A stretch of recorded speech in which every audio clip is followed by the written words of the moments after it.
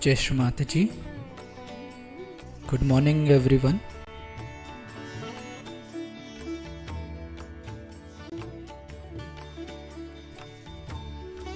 Let us all bow down to Shri Mataji, raise our Mother Kundalini and put Bandhan.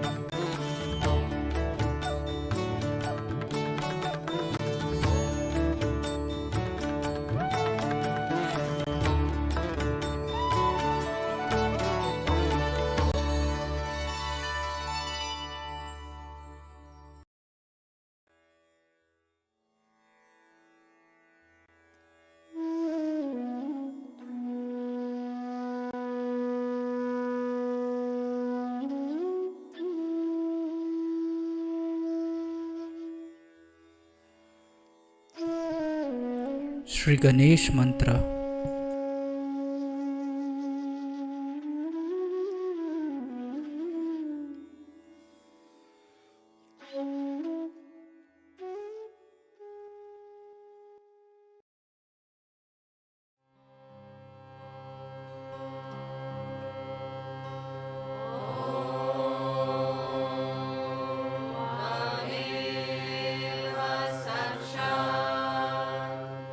Shri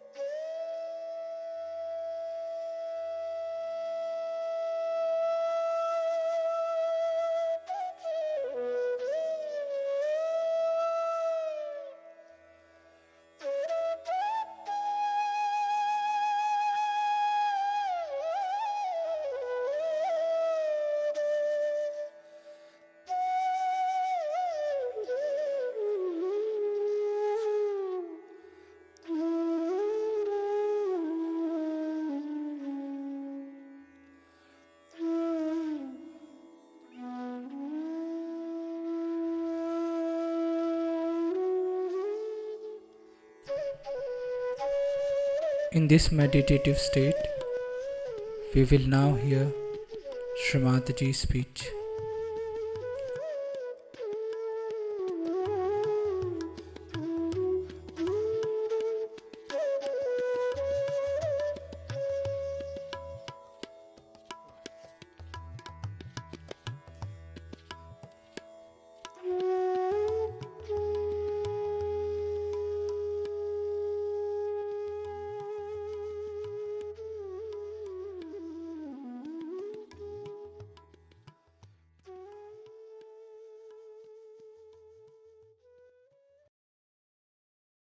I bow to all the seekers of truth. I've been many times in Birmingham before, and today I find there are so many people whom I know very well. And gradually we are all increasing in size, understanding our spirit. Now, the seeking of the spirit is not a new thing. It's a very ancient pursuit of human beings. They have been seeking the spirit. And many a times, many prophets, many great incarnations came on this earth to help the people in their pursuit. The seeking of the spirit is an inner urge, a very compelling urge within ourselves. But we don't know what we have to seek. We don't know what it means to be twice born. I come from India and suddenly I feel I belong to Britain.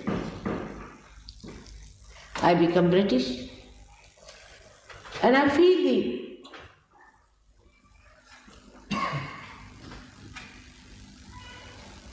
shock that we are all facing. Where are we going? The other day I saw some program about cocaine smuggling in England and I was shocked.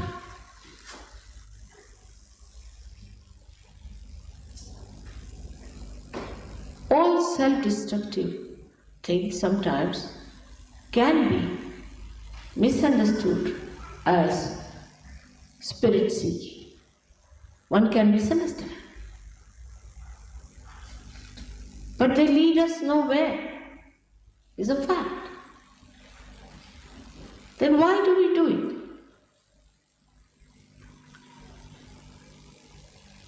We do it, I know that, we do it only because we are seeking the spirit.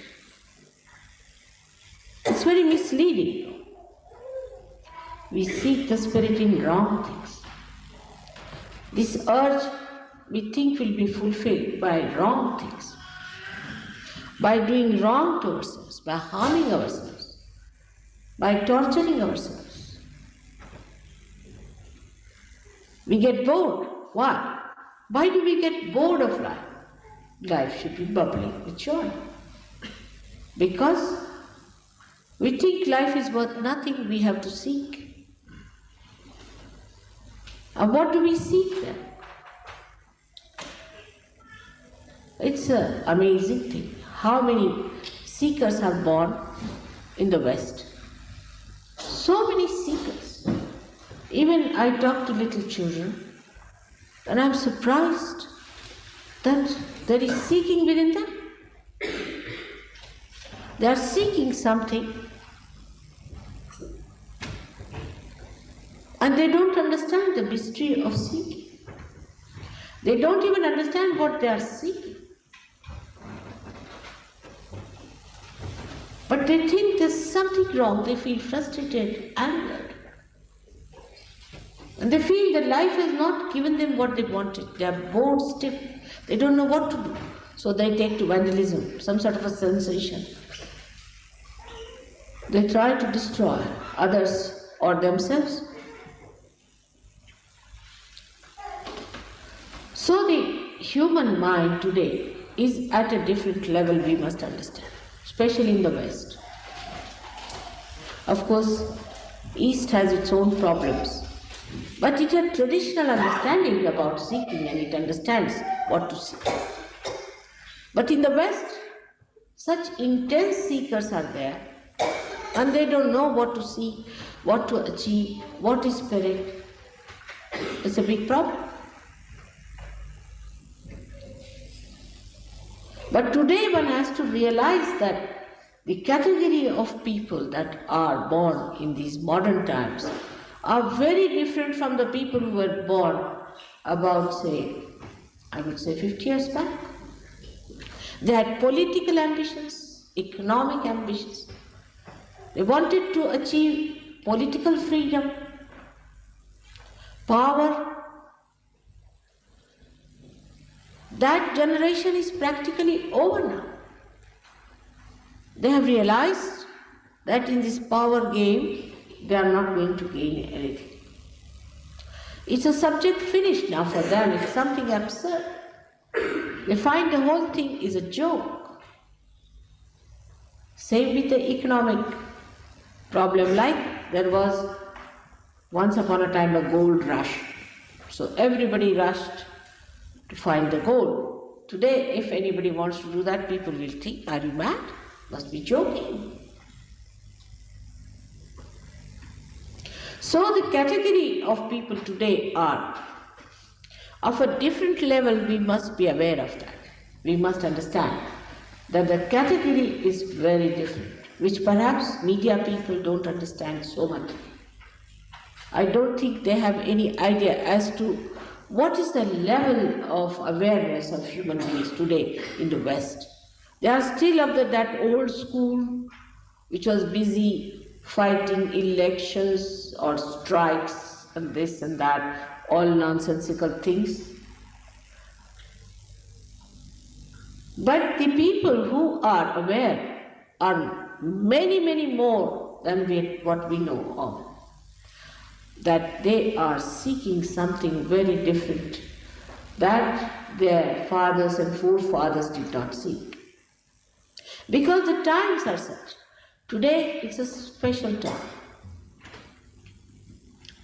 Special time where many people have to get their spirit.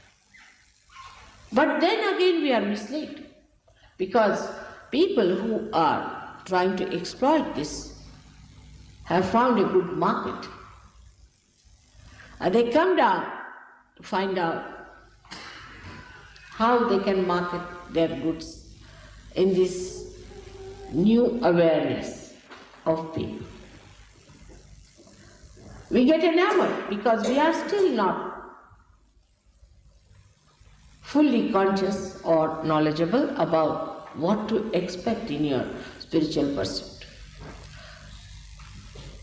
And that's how they come and befool us. We have cults and we have sects. But one must understand that as you have grown through Aveva in your evolutionary process, gradually from that to this level, the awareness has to also grow the same way, in a traditional way. It cannot be somebody like Freud coming up and saying something new that we accept.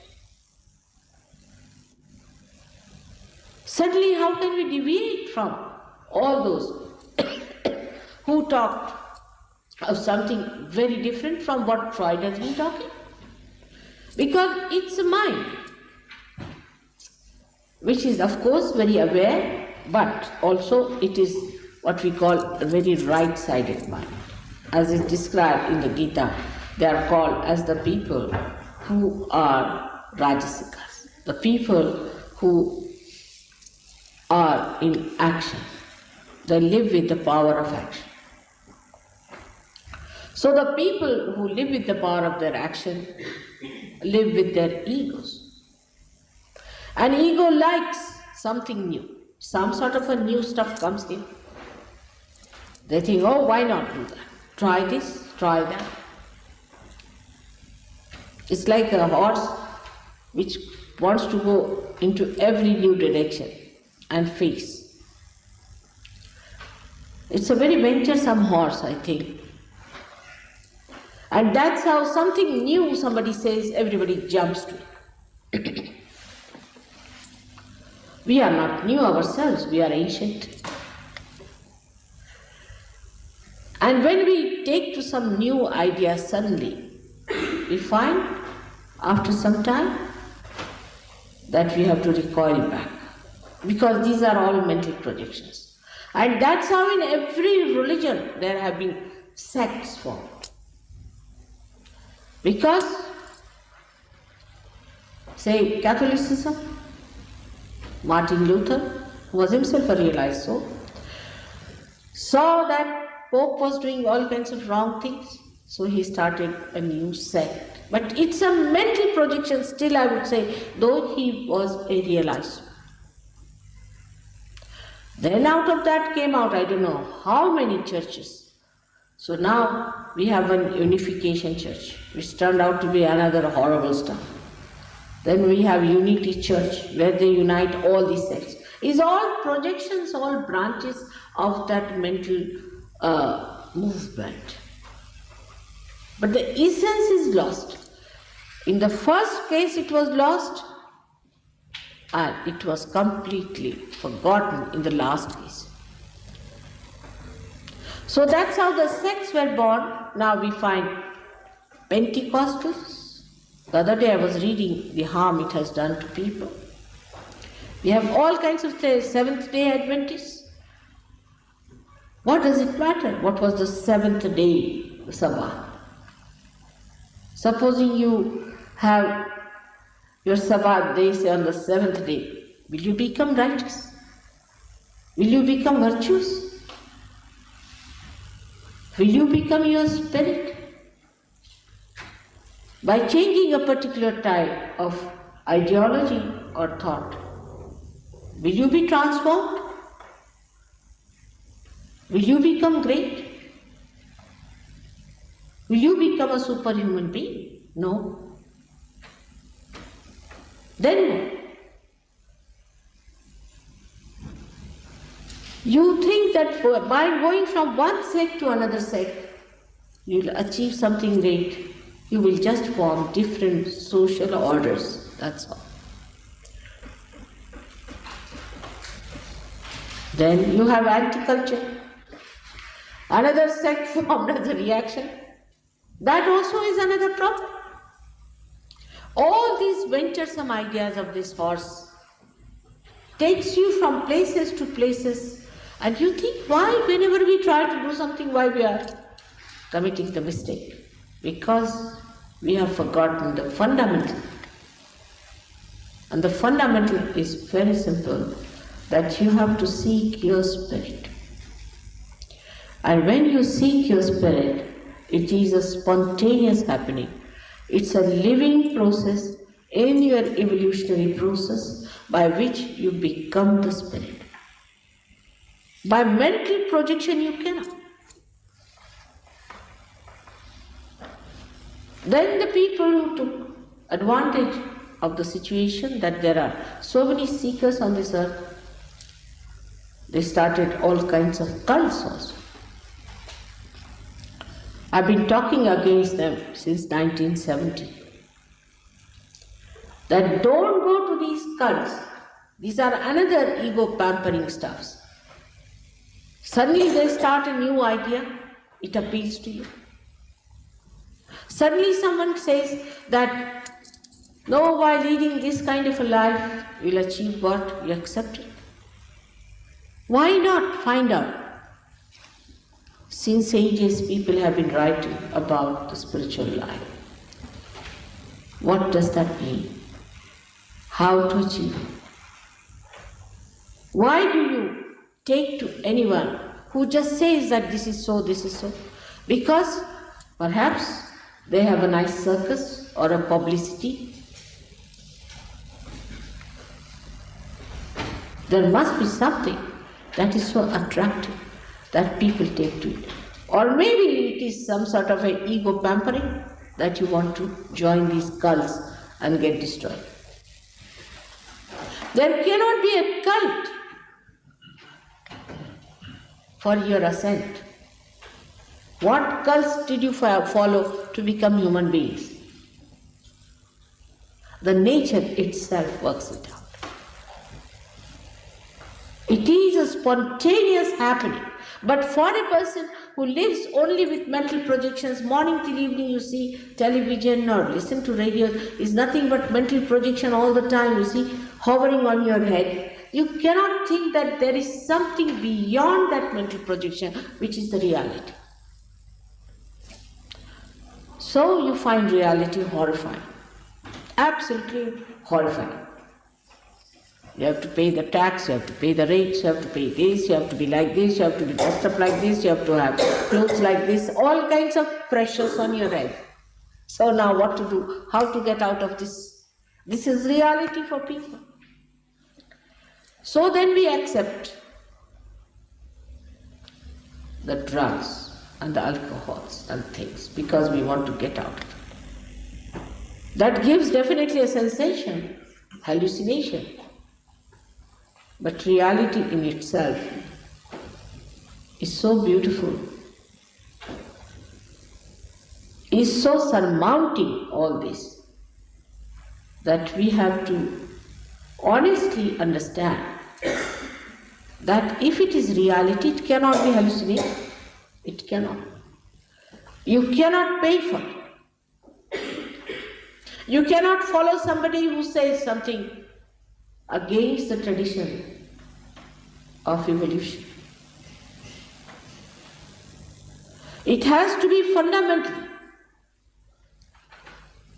What it has been and will be, it has to be something that is integrating everything, integrating all the religions, integrating all the religious leaders, all the great prophets and all the great incarnations, otherwise it cannot be reality. Because reality has to be one. It should unite everything. It cannot create a separate identity on mental level. It may create on a spiritual level, maybe, that people who get realization, who have got self-realization, maybe the people form a more coordinated concord among themselves, but they are all the time worried about the other people who are not yet in there, not for money, not for lust, not for greed, but only because they want to share the joy of reality.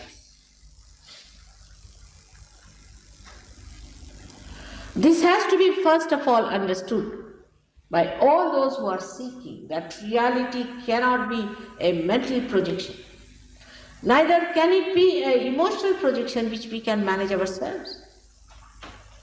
One moment we are in love, another moment we are walking to the divorce cases. Why? If there was some truth in that kind of a love, why? It is something beyond, which is eternal, which doesn't change, which overflows, is promised. What about that? Why not seek that? Then you turn your eyes to find out where is it described. Vedas were written thousands of years back.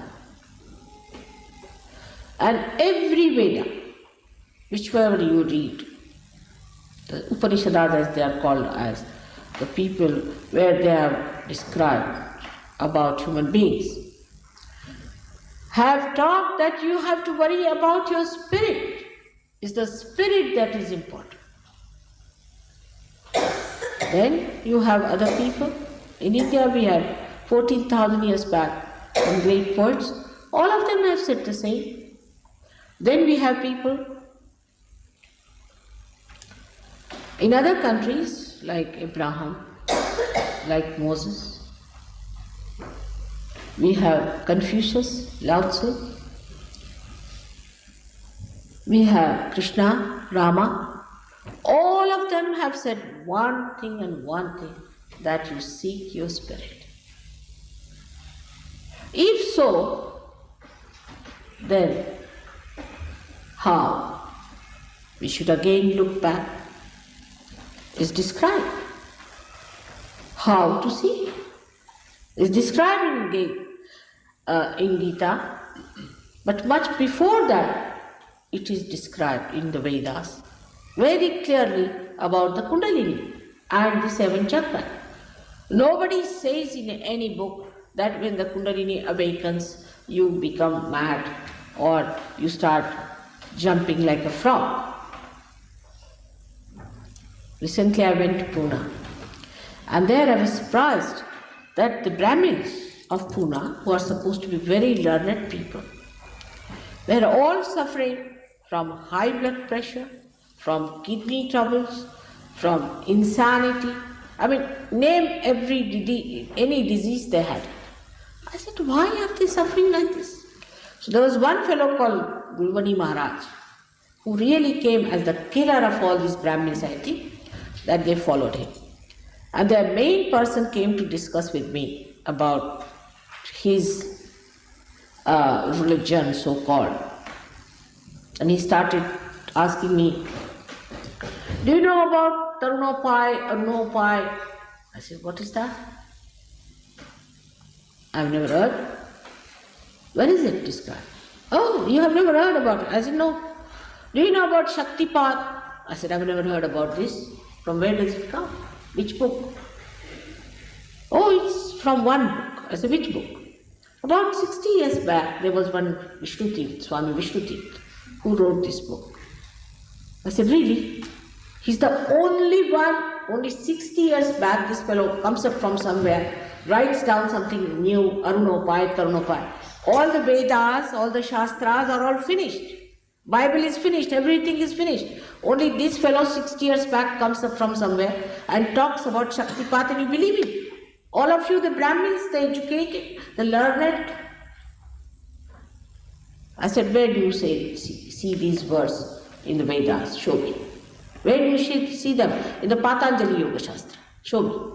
Is it written anywhere? He said, we haven't read them. I said, what did you read? This Vishnu Tirtha's book. I said, you are supposed to be learned people in Sanskrit. You read only this Vishnu Tirth who came only 6 years back? How can it be? And all of them are so sick, you won't believe. And in my presence, when they came, they were in a very bad shape, absolutely in a very bad shape, as if they had taken cocaine or something worse than that. Eyes were going up, their hands were moving like this, all kinds of things, and I told them, please forgive me, go to Vishnu Tirth or to his disciple, this Gulwani Maharaj. And the only thing they did was not to eat this, not to eat that, not to have relationship with your wife, become like a dry bean, live on a shoestring, and then you become godly, is it? It's very simple. In India, so many are like that already. Use your brains. They are very brainy people. I said, how could this man dominate you? So they came out with very intelligent answer that in the Vedas, you see, when we followed the Vedas, and what did we get? All right. I said, you didn't get anything. But there's something promised in the Vedas, in the ancient books, that in Kali Yuga, at these modern times, you will get your realization. Why did you go for that?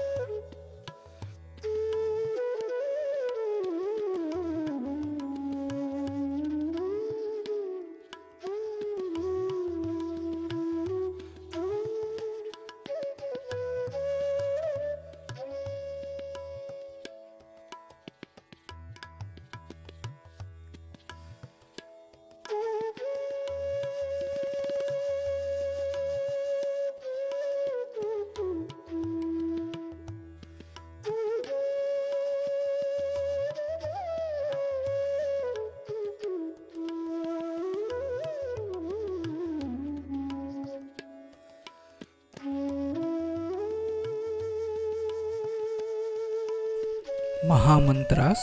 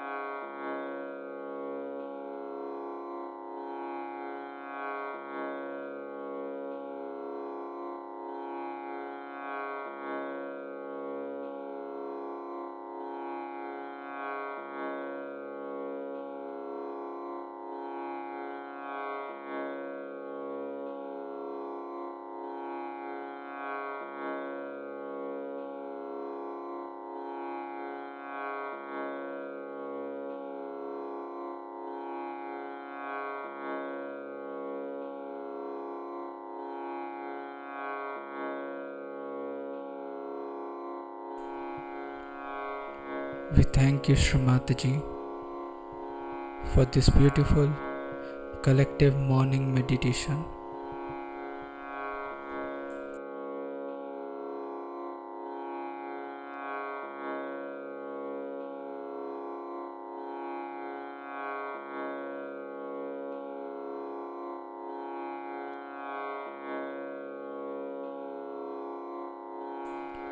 Let us all bow down to Shri Mataji, raise our Mother Kundalini and put Bandhan.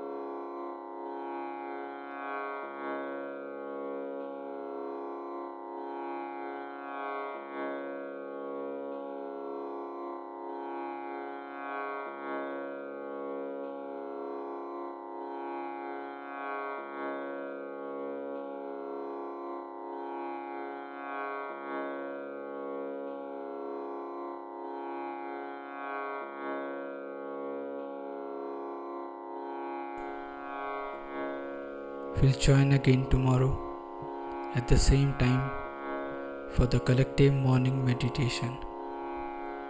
Jai Shri Mataji.